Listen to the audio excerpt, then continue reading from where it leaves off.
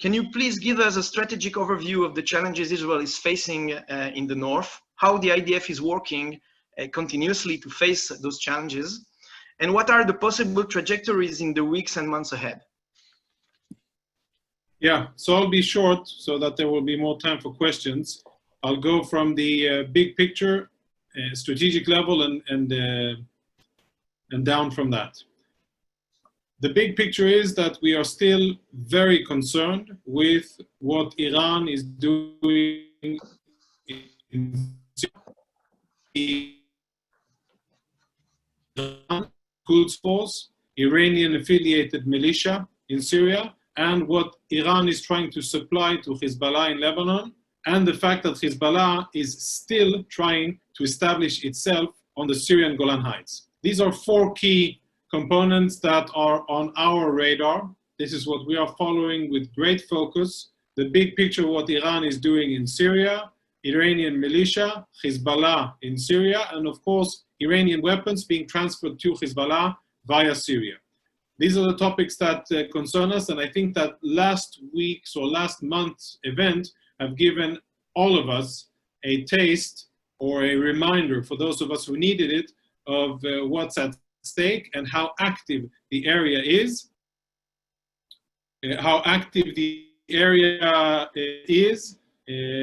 Omri, is the picture better, stable now, or? No, we hear you a little bit broken, but you can continue. I think we hear you well now. Okay. Just give me a second. I'll make a small adjustment.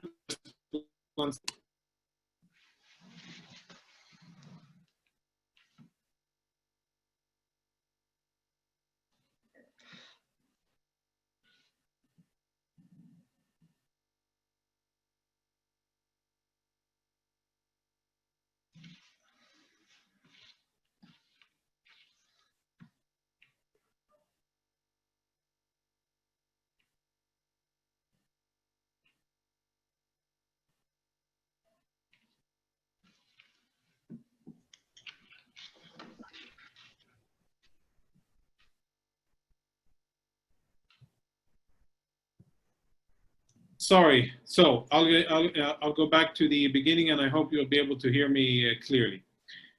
Those are the big parts, and I think that the last months of events, foreign reports of Israeli activity in Syria, a Hezbollah attack across the border from Lebanon into Israel, and an attempt by an Iranian affiliated militia to attack Israel on the Golan Heights. All of these events have happened within the last month. And I think they've given us, or everybody else, examples of how very dynamic the northern theater of operations is, and what the level of strategic threat that still exists in that area. So in terms of IDF strategic planning and perspective, the threats in the north are perhaps only, they're second only to nuclear Iran and or the Iranian nuclear program. That still remains number one. Number two is Iranian activity in the north and anything related to the Iranian axis, and with the specific examples that I've given. Last sentence would be that we are looking at, it's a very multi-layered operation where there's convoys of Iranian weapons that are coming in through the air, landing at the Damascus airport and in other locations. We have ground convoys trying to get into Syria and from Syria into Lebanon using various established ground routes. And we also have maritime activity coming to, amongst other places, the port of Beirut and other locations in order to transport weapons and weapon components. All of this done and masterminded by Iran, some of it in order to supply weapons to Iranian militia inside Syria, and most of it to supply Hezbollah with advanced weaponry. This isn't new, and this situation has not changed significantly. What I can say as of now is that despite the fact that the IDF continues to conduct our campaign between the wars, the Iranian activity is still a threat in the north, and it really focuses us, the IDF, and we remain very committed to continue on the campaign between wars in order to limit the extension of Iranian entrenchment in Syria and to make it as difficult as possible for Iran to transport high technology components and weapons to Hezbollah in Lebanon. But it's having said that, which of course indicates a lot of IDF activity, on the other hand, strategically speaking, we have more or less stability along the blue line, and we've had that for the better part of 14 years since the end of the Second Lebanon War in 2006, and we enjoy relative stability on the Golan Heights as well, the border with Syria. It is the Israeli intention. Somebody's sharing the screen. Okay. It is the Israeli strategy, and it is the directive to the IDF to continue to maintain stability, preserve stability, and allow for civilian life in northern Israel and in entire Israel to continue unabated, for the population in northern Israel to continue to flourish, and as much as it's not or hindered by COVID-19, for tourism and economy to continue to flourish. So to summarize, still a very delicate situation. Iran is the main source of the threat. Our campaign continues, focusing on what the Iranians are doing in Syria and on Hezbollah's attempts to attack via Syria or to get their hands on high-tech weapons, mostly precision-guided missiles, inside Lebanon. Thank you. Just to be sure we understand you well, specifically regarding the foil attacks on the Lebanese border, are we witnessing a boldness from Hezbollah, or do you see those actions are something part of a bigger plan and something that is coordinated between Iran and the Hezbollah? Because it seems from outside as, you know, divided activities. And a second question on the attacks: why don't you disclose the pictures and the video of the attacks, since you have it? Right. So what you can draw many conclusions from Hezbollah's activity last a week and a half ago, when they made an attempt to cross the blue line and to attack an IDF position using a sniper rifle, amongst other things, a high caliber sniper rifle that was most likely manufactured in Iran, based on a Austrian sniper rifle, Steyr, for those of you who are familiar. And the attempt that they tried to do was to sneak across the blue line, position themselves in a location where they could fire from a few hundred meters at an IDF position and to try to kill an Israeli soldier. Fortunately, we were able to follow that, and we monitored the activity even long before they crossed the blue line into Israel. And as they crossed and tried to position themselves, we engaged. But the decision was made by high up in the chain of command with the purpose of, and I go back to my previous answer, of maintaining stability and avoiding a general escalation along the blue line and between Israel and Hezbollah. The purpose of our response was to contain the situation and to stop the attack from happening without necessarily escalating the situation and creating something that we, at that specific time, were not looking for. What you can see clearly from this attack by Hezbollah is the fact that they enjoy complete freedom of movement in southern Lebanon, that they are totally unfazed and do not feel limited by UNIFIL. There is a UN position just a few hundred meters to the south of the place where they cross the blue line. It's part of the Indian battalion. This isn't specific to the Indian battalion. I think this is something that is relevant for all of UNIFIL. And I'll remind everybody that by the end of this month, by the end of August, UNIFIL's mandate is up for renewal at the Security Council. and what the State of Israel has been saying, and today the permanent representative Erdan made very clear statements about it, is the fact that this attack, like many other attempts in the past, like the similar one conducted a year ago by Hezbollah when they fired 2 anti-tank missiles towards Lebanon, and many other activities that Hezbollah does in southern Lebanon, is a violation of 1701, should have been stopped by the Lebanese army, should have been stopped by UNIFIL, but the reality on the ground is that Hezbollah is the boss in southern Lebanon and controls the movement, and is totally free to move in southern Lebanon, free enough to collect intelligence, free enough to conduct planned attacks, and free enough to conduct attacks against Israel. And as you know from a year and a half ago, also free enough to dig and excavate 6 cross-border attack tunnels using civilian houses in Lebanon under the blue line into Israel. And I think all of this is, I see less, I would like to focus less on the connection between Iran and Hezbollah in this sense, because based on what we know, this was very much Hezbollah decision-making and not necessarily Iranian one. And this was really a clear decision by Hassan Nasrallah to bring the war in Syria, or events that happen in Syria that are related to Iran, and to drag them into Lebanon, and to drag Lebanon into a conflict with Israel because of his policies, which of course is a very dangerous thing for Hezbollah to be doing. My last sentence will be that I'm satisfied that we were able to control the situation, stop the attack without any IDF casualties, and deny them the ability to execute their mission without causing an unwanted escalation that we weren't looking for at that stage. Regarding the footage, I hope that it will be released as soon as possible.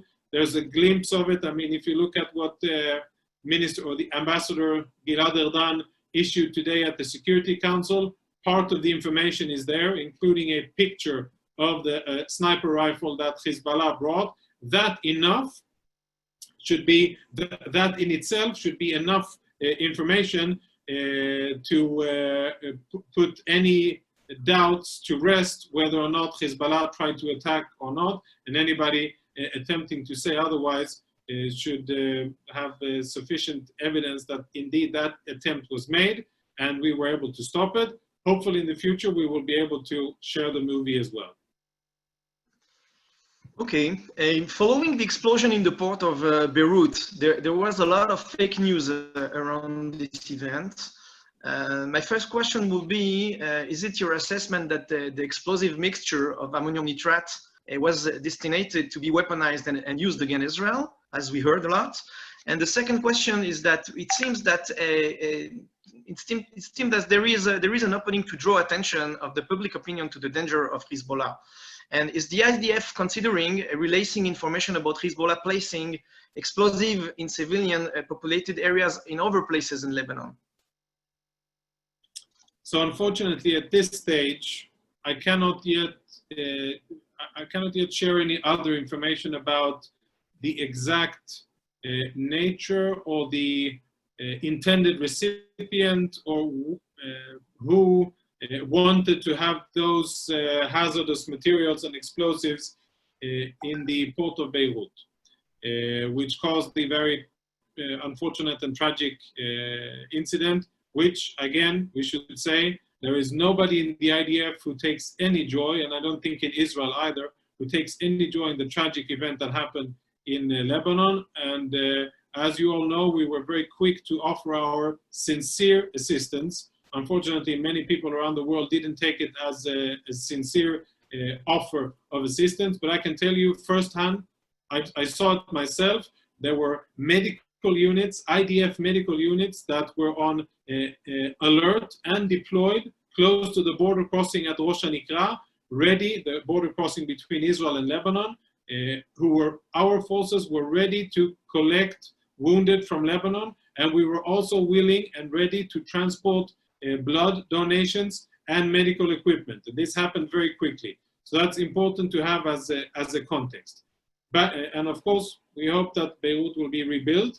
hopefully without any foreign interference and any Iranian interference in what's going on there. But back to the topic about the explosives. Without going into details about these specific explosives, I can say that as we have exposed in the past, there are numerous Hezbollah locations in Beirut, close to the Rafik Hariri airport, close to the southern port, not the main port in the north, but another smaller port in the southern part of the city, and in other various densely populated areas in Lebanon where Hezbollah stores explosives, handles explosives, and tries to convert rockets into missiles in the midst of the civilian population. This isn't new. We have been saying this I remember myself saying it for the last 2.5 years. The Prime Minister has said it long before that and many times, and we have been saying and warning about this for many years, that Hezbollah is using and putting Lebanese civilians at risk by its practices of storing or dealing with ammunition and explosives in the middle of populated areas. Hopefully, one could hope that this tragic accident will serve as a wake-up call for authorities in Lebanon, for the Lebanese state to forbid and actually implement this with Hezbollah and any other foreign involvement, so that it won't be possible for Hezbollah to continue to do what they're doing and endangering the civilian population in Lebanon. That's still early to see. Of course, we're monitoring the event, looking very closely at what Hezbollah is doing ever since the explosion, following their precision-guided missiles project and collecting a lot of intelligence about what they're doing. But the wisest thing for the Lebanese state and for Hezbollah would be not to have explosives in the middle of the civilian population.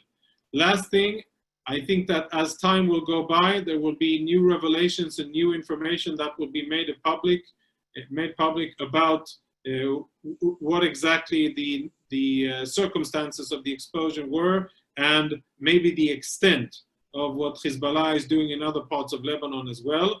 At this time, that is still something that is being worked upon by Israeli intelligence, and I'm sure by other agencies as well.